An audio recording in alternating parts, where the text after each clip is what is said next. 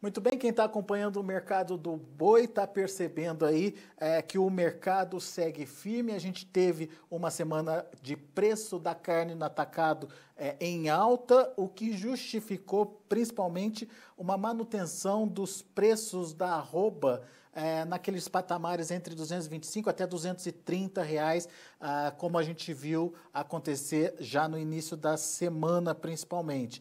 No entanto, um movimento interessante no mercado futuro está sendo registrado e a gente precisa entender o que significa isso e por que o mercado está olhando de forma diferente para o mercado futuro. Olha então na tela, lá na B3, você vê que existe um movimento de queda nas cotações, setembro caindo 1,79% a R$ 220.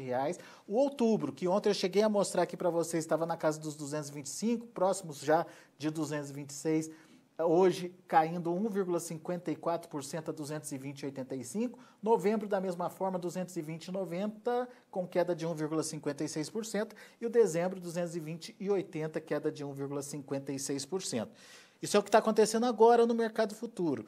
Vamos entender esse movimento e, mais do que isso, se vai ter ou pode ter algum impacto, principalmente para as negociações do mercado físico. Quem nos ajuda nesse entendimento é o Douglas Coelho, Radar Investimentos. Está aqui já o Douglas comigo. Bem-vindo, meu amigo. Obrigado pela participação. Esse mau humor no mercado é normal ou está acontecendo alguma coisa que a gente ainda não conseguiu precificar aí, Douglas?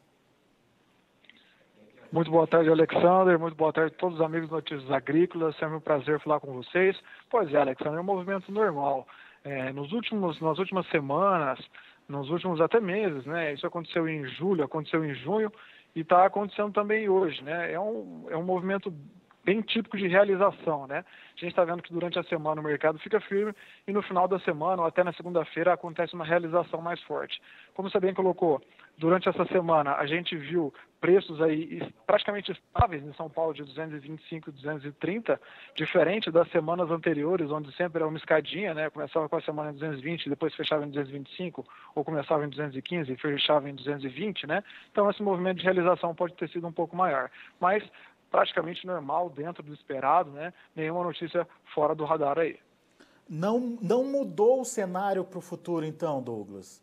A preocupação era essa, uma realização muito forte com algum fundamento que pudesse justificar essa queda forte. Exato, a realização está acontecendo, né? Isso é fato. Agora, algum motivo, algum fundamento que justifique uma queda brusca da arroba no físico, né? Não aconteceu. É lógico que nada sobe para sempre, a gente tem que ficar atento a fatores no segundo semestre também, né? Mas a nossa visão é construtiva. O gap de proteínas na China continua, a gente tem um confinamento de 2020 que não foi estimulado em nenhum momento, e agora menos ainda com essa alta do milho e a alta da reposição também continua muito pesada, né? Brusca. A gente tem um auxílio do governo, né, para o consumo doméstico, apesar que esse é um ponto de atenção, talvez se a gente for comentar um pouco mais para frente, ele deve ser estendido, mas gradativamente menor, esse é um ponto de atenção. Então, o mercado deve continuar firme pelo lado dos fundamentos, né? Só que uma realização durante uma tendência de alta é comum, né? Até mesmo uma tendência de alta tem movimentos de alta e baixa, assim, como se fosse um zigue-zague. Mas eu mostrei aqui que a gente perdeu aquele patamar dos 225, que era meio que um estímulo para quem estava querendo investir, colocar o boi em confinamento. Essa inversão, essa mudança desacelera esse ritmo de entrada do confinamento ou o fato de acontecer num dia só e a partir da semana que vem voltar a subir, fica só um ponto perdido ali no gráfico, hein, Douglas? Sim, não estimula, né? Estimula menos ainda, né? A gente vê um milho hoje na casa aí de R$52, R$53 no físico aqui em São Paulo. A arroba tem trabalhado todos os meses, depois do corona, abaixo do mercado físico, né, o mercado futuro precificando abaixo, essa queda de 225 para 223 para agosto, 220 para setembro, 220 para outubro, incentiva menos ainda, né? Então, quem vai fechar alguma coisa, se é que tem alguém que vai fechar agora, querendo ou não, está um pouco tarde já, deixa eu entrar em meados de agosto, fechar esse animal que vai sair mais no final aí de novembro, tá mais longe, né? Mas essa conta ela fica mais apertada assim. A gente tem um milho alto, tem uma reposição que arrefeceu aí, vamos colocar aí uma semana ou outra, que foi na boca do corona, né, que algum medo, algum temor desencadeou alguma venda, mas uma reposição que passou firme durante o ano todo, um milho que aliviou ligeiramente em julho, mas já voltou a subir agora nessa primeira semana de agosto, e um mercado futuro também em 220 para outubro. Então, esse cenário não estimula, né, uma oferta que deve ser construída ainda. Possivelmente, sim, tem o pico da do confinamento da oferta de animais terminados em outubro, né, mas de uma maneira geral, para o segundo semestre, a gente acredita numa oferta mais limitada, numa construção mais tímida de oferta de animais terminados em 2020. Então, essa movimentação de realização do mercado futuro do boi, ela pode desestimular de alguma maneira o andamento da colocação de animais para confinamento. No entanto, se ela for passageira, a partir da semana que vem as coisas voltam ao normal, Douglas. Sim, ela é um dos pontos, né? Ela pode somar, né? Não que ela estimule ou desestimule sozinha, né? A gente tem a dieta, que representa boa parte, a gente tem insumos, que representa boa parte, o boi magro representa grande parte, né?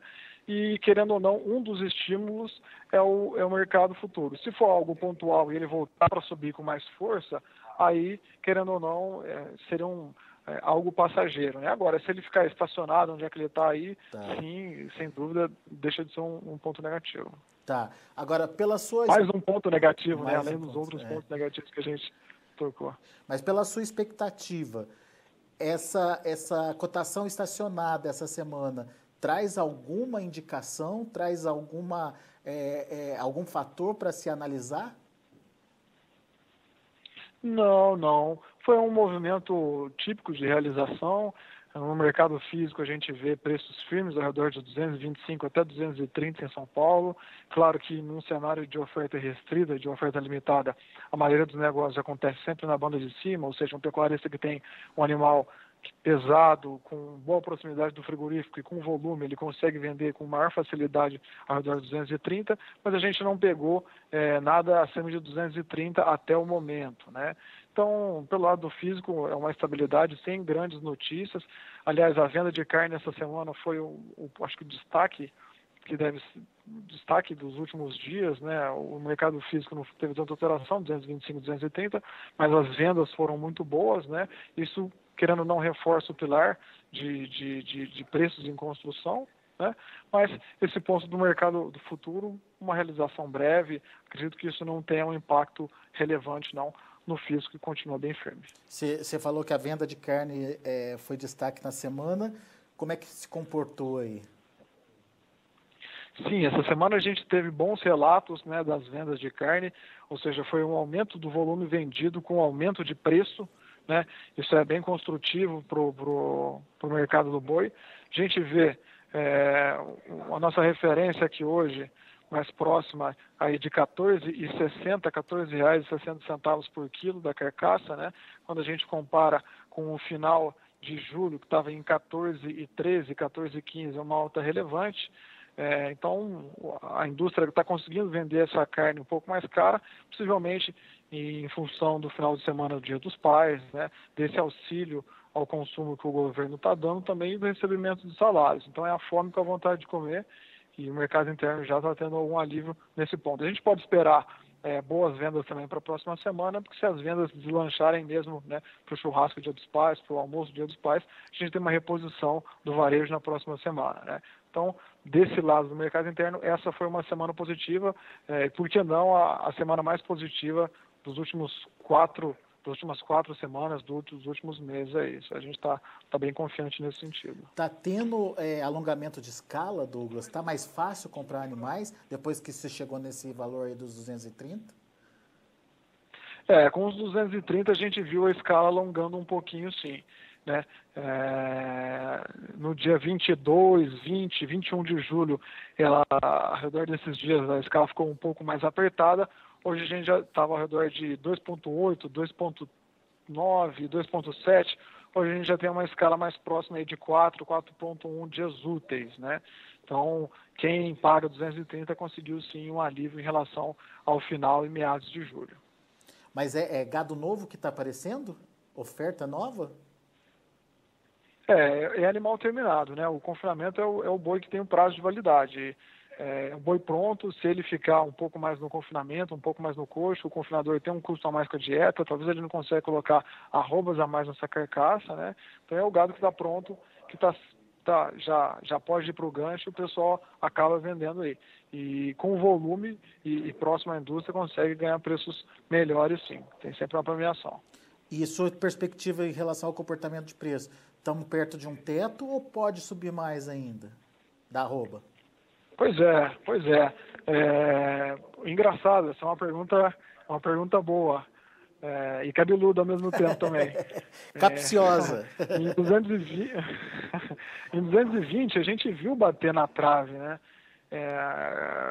Faz poucas semanas, poucos dias, a gente viu a arroba bater ali nos 220, bateu um pouco na trave, passou algum tempo, a oferta continuou restrita e foi buscar os 225, 230. É natural, com um número assim, redondo, 230, um preço remunerador nesse período, entre safra, ter um aumento de venda, o pecuarista falar, 230 eu vou vender, tal, tudo mais. Só que durante 2020, principalmente no segundo semestre, depois de julho, o que está mandando é oferta, né? Boa parte dos analistas que fizeram a projeção da arroba ou que analisaram o mercado com base só na demanda, que vai haver uma destruição grande de demanda em função do corona, esse tiro saiu pela culatra, porque a oferta continuou tão restrita ou até mais restrita do que a demanda, né? Esse cenário não mudou ainda. A gente vê, sim, que possivelmente em outubro deve ter um animal, maior volume de animal terminado, que é o pico do confinamento, né?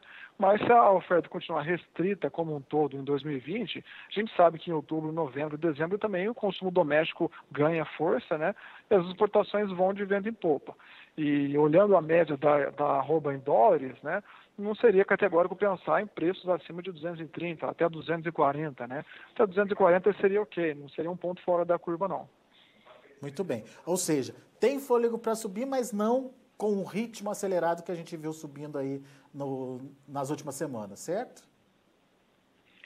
Exatamente. A gente está tendo uma realização agora, toda a tendência de alta, sim, tem movimentos de alta e baixa. Hoje a gente está tendo um dia de baixa, mas os fundamentos seguem construtivos. Legal. Douglas Coelho, meu caro, muito obrigado, viu, pela sua participação, pelas suas explicações aqui para a gente. Volte sempre, Douglas. Eu que agradeço pela oportunidade, um bom trabalho e um forte abraço. Valeu, abraço para você. Tá aí Douglas Coelho, Radar Investimentos, analisando o mercado para a gente, principalmente essa movimentação negativa lá na B3. Vamos acompanhar na tela como é que está essa movimentação, é uma movimentação relativamente forte. A gente vê aí o outubro e o novembro, que são as referências para as negociações lá da frente, que estimulam ou não o produtor a colocar o seu animal no confinamento, recuaram forte hoje. O outubro está caindo 1,54%, voltou para o patamar de 220. Ontem, você se lembra, estava na casa dos 225. Novembro, da mesma forma, também caindo 1,56%, nesse patamar dos 220 também. E dezembro também é ali nesse nível, 220,80, é o que trabalha nesse momento a negociação para o contrato dezembro, com queda de 1,56%. O indicador CPEA ontem fechou com alta de 0,51% a R$ 227,40.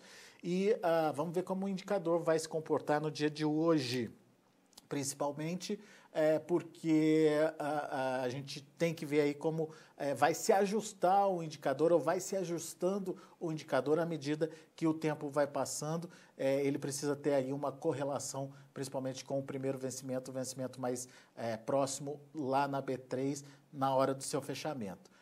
Muito bom, a gente vai ficando por aqui. Eu agradeço muito a sua atenção, a sua audiência. Na sequência, Tempo e Dinheiro com o João Batista Olive e os consultores que trazem informações da política, da economia, do mercado de grãos principalmente e mercado do boi também.